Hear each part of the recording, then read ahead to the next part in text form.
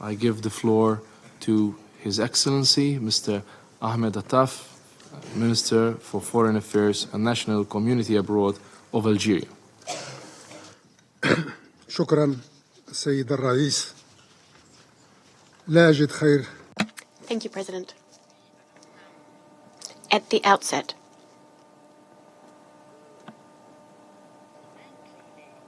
I cannot but bow down with the utmost respect before you.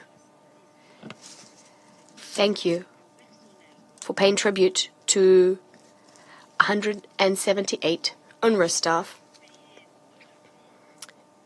who gave their lives, perishing as a result of Israeli crimes which continue to be perpetrated against Gaza. And these were people who stretched out their hand to our Palestinian brothers who were feeling the brunt of this unjust war which was imposed on them.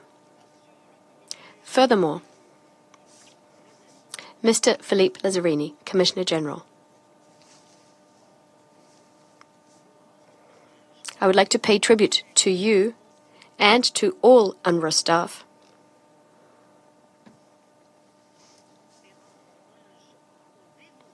I would like to pay tribute to your sense of sacrifice, your selfless efforts, which are characteristic of your agency. In fact, they are synonymous with it. We want to express to you our deep appreciation for your efforts, because we see in it one of the last glimmers of hope.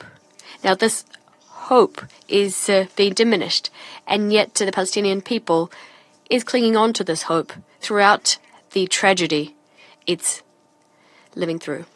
You embody the ideals and the values on which this organization, this House of Humanity and Civilization, is built on. A house which never lets the cries of the oppressed fall on deaf ears, nor the cries of suffering.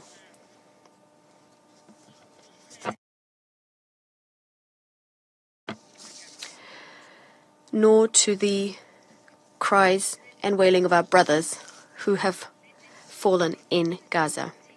Furthermore, you are the best, most authentic witnesses of the modern Nakba, which the Palestinians are currently going through, following the great historical Nakba. You carry high the flag of international commitment to the Palestinian people. You are the foremost expression of solidarity, as you have taken up the just cause of the Palestinians. 75 years have gone by since UNRWA was established. UNRWA is as old as the Palestinian cause itself. Over these decades, the agency has exhibited its extreme importance and its central role in supporting Palestine refugees, so as to lighten the burden of their displacement, without any true solution to their cause on the horizon.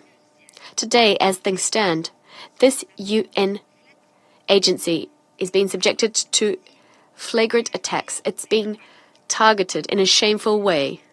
It's being targeted by the expansionist occupation power, Israel. Israel did not hesitate in bombing of 160 UNRWA facilities. It spilled the blood of UNRWA staff and employees. It used fallacious pretexts, any excuse possible, to reduce the agency's funding and to put an end to its very existence. There can be no doubt about it. The international community is now fully cognizant of the intentions of the occupying power, as well as of the objectives which it hopes to achieve through this policy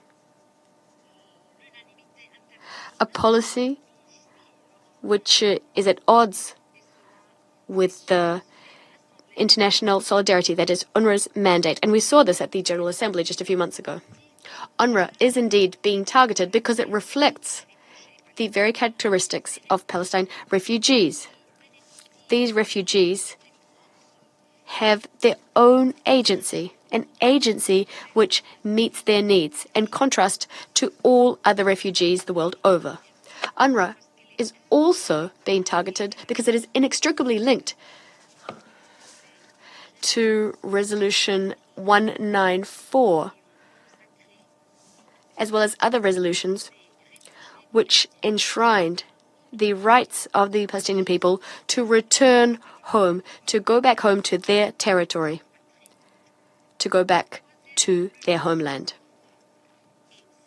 Third, the third reason that UNRWA is being targeted is because this is a key component of Israel's plot to liquidate the Palestinian cause, to strip the Palestinian national project of its very content. This is a pillar of the Palestinian state. Confronted with the situation, the international community must exhibit courage. It must protect UNRWA and facilitate its vital activities, helping millions of Palestinian refugees and the Palestinian diaspora. This is a stance which should guarantee the legal status of UNRWA by hampering Israeli attempts to transfer UNRWA's functions to other bodies. And this comes on top of the need to establish mechanisms which could guarantee sufficient funding, long-term sufficient funding for the agency's activities by including them in the organization's regular budget. Algeria welcomes the growing number of international community members who have decided to reverse their decision to suspend funding to UNRWA. My country calls on other states to follow suit, to take the same level-headed stance, because this is a way of responding to the cries for help we're hearing from thousands, in fact millions of Palestinians who have been compelled to flee. They were displaced. They've been stripped of their most basic rights, their right to have a roof over their heads. They've been deprived of the very minimal conditions of life and livelihoods. His Excellency, the President of the Republic, Mr. Amed Tebboune, have proclaimed that there will be an exceptional financial contribution, $15 million. This money will go to UNRWA. This is an extraordinary contribution which will go on top, which will come on top of Algeria's other contributions,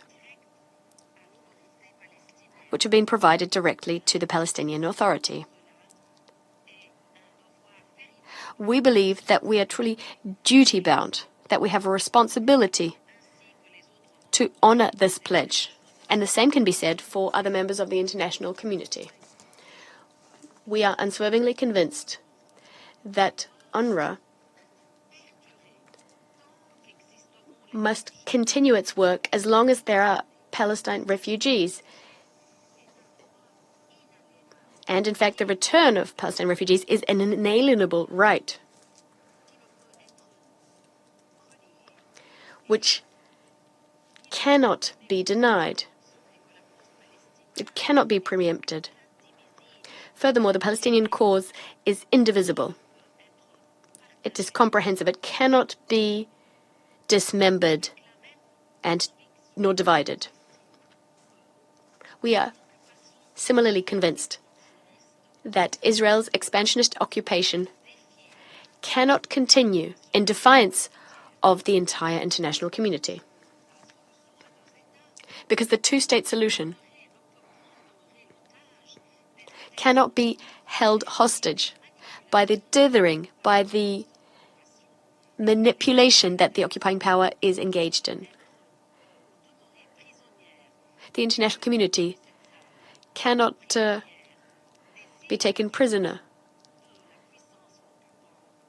by the occupying power's miscalculations, its disillusionment.